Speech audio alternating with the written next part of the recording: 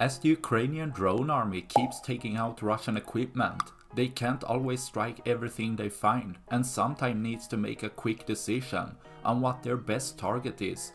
As seen with this T-72B tank with a mine thrall and a BMP-2.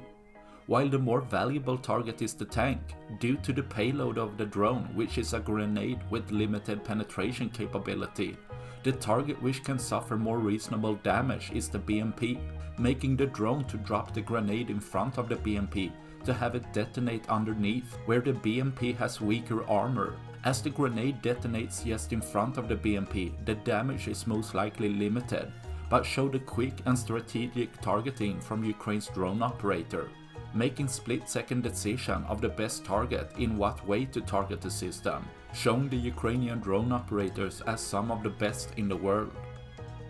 That's all I had for this video. Please like and subscribe for more. Thanks for watching. Bye.